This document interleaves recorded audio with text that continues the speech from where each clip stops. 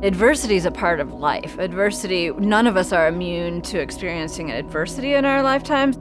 It's only detrimental to healthy development when kids don't have, a system of caring adults to help them through it.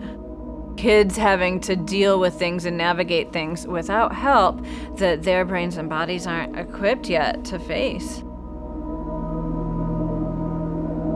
Friday, May 20. Hello. The address in your emergency. Mama, what's this address? Mama, what is the address? Okay, hold on now. Listen to me. Give me a description of him. What does he look like? Listen to me, honey. I know you're upset. Are you safe? Are you in the car?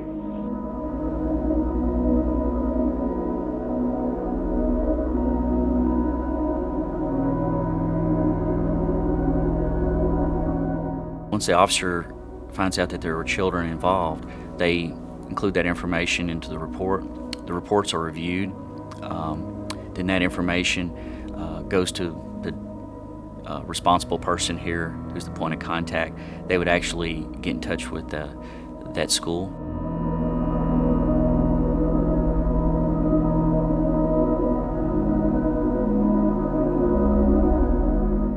Basically, the email lets them know that the child below was involved in a potentially traumatic event, that they were a witness or a victim to this event, and notify your school counselor or your social worker if you're noticing anything different. It does very specifically explain, please do not ask the child what happened to them, or do not say, so I got this report and I know the police came to your house last night. It's really just the observation for them to know, hey, something happened. I need to just kind of keep an eye on little Johnny. So it's not my job to investigate what happened, but it's just my job to check on the student and make sure that they are okay. Sometimes we'll come in here in this library and we will just sit back on the couch and we'll just talk. They will have a conversation with me. They'll feel comfortable. They're safe. They know they're in a safe place with me.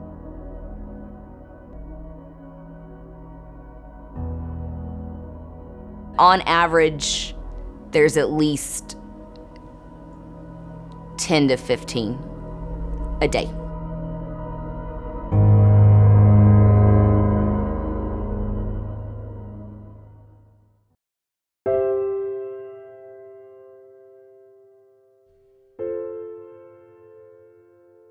The exciting thing about the way Handle with Care works here is that it's one part of a greater system of trauma-informed school practices work that we're doing. It serves to get kids the support they need because it's within a network of lots of training and awareness for educators, even for our students, parents, and community about the impacts of trauma on healthy development, on school success, and lifelong, physical and mental health outcomes for students. Conditions matter tremendously on a kid's success. And so instead of looking at a kid and thinking, hey, why are you struggling? What's wrong with you? We have the platform for a real change in thinking. Hey, maybe the conditions aren't right for this student. Maybe there are things going on outside of school, but what can we do in the school setting to make the conditions right to set them up for success? So that's part of the story.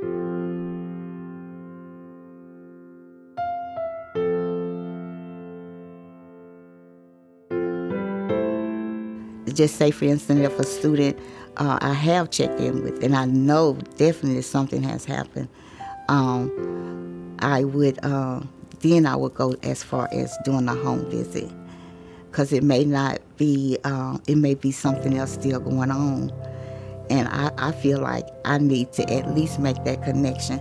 They need to see my face. They need to know that we care. They need to, I don't want them to know how I found out anything. Just make it a casual a care call or a care visit. If a child has grown up constantly in a domestic violence situation where there's a lot of yelling or fighting, how do they know that that's not normal? So they don't talk about it at school, unless maybe it does become a conversation and then little Johnny goes, well, wait a second. We're not supposed to fight? Like my parents fight every night. So it can be very difficult. I know I was raised that we couldn't talk outside the home. So you better not go to school and say this or that. And that's kind of, once you know that you can't do that, then you don't do it. But you also have to take in consideration that that's not the only way to find out if something is going on, is to verbally speak it. They'll write about it. They draw a picture of it.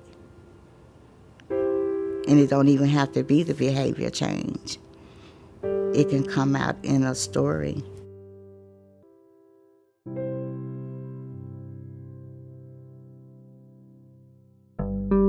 In today's world, teachers are often the first responders to childhood trauma. And whether you agree with it or not, kids are depending on us. And to be a teacher today does involve, in many cases, kind of being that school parent.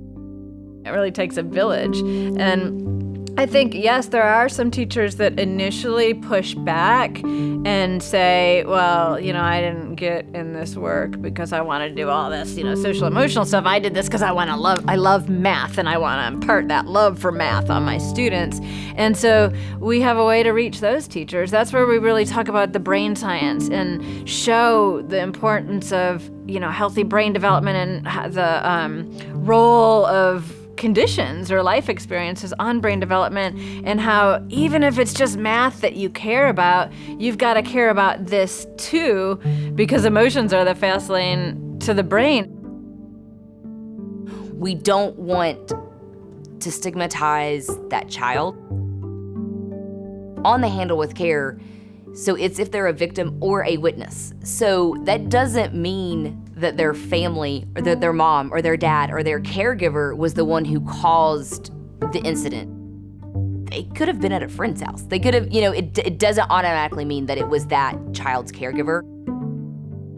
We then oftentimes can be like, well, they just come from a bad family, or that's why, and that's just not the case.